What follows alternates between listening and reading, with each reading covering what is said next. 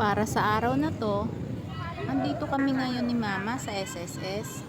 Sinamahan ko nga pala siya para mag-renew ng akot niya. Para tuloy-tuloy ang pensyon ng lola. Ang daming ang tao. Inabot na kami ng tanghalian. Kaya dinala ko si Mama sa Chowking. Nagutom na kasi kami pareho. Sabi niya sa akin, kumain na daw ako, huwag ko na daw siyang i-video. Ang daming kwento ng lola.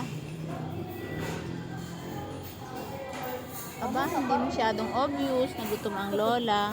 Naunahan lang naman niya akong ubusin lahat ng pagkain niya. Pagkatapos nun, nagpunta kami sa community. Kukunin kasi namin yung kanyang gamot.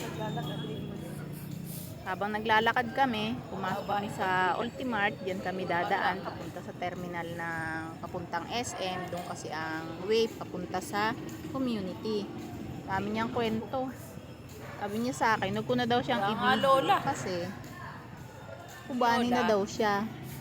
Sabi ko naman, Mama, lola ka na, kaya ubanin ka na talaga. Narinig yung ubanin. Ano sabi mo? Ayan, diba? Nagsa-sightseeing ang lola. Minsan lang yan makalabas, kaya natutuwa ako na minsan nasasamahan ko siya kapag hindi ako busy. Para ako, pag ako yung surong... Kaso mukhang nangangalay na kaagad ang tuhod ng lola.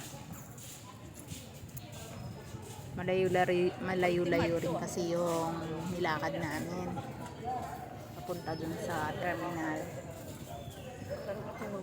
Pero masaya yan.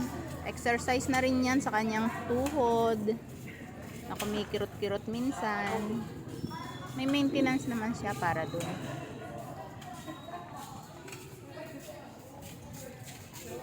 Diba? Masaya ang lola. Happy ang lola. Nakarating na nga pala kami sa community. Obvious na pagod na siya. Umuwi na kami agad pagkatapos dyan.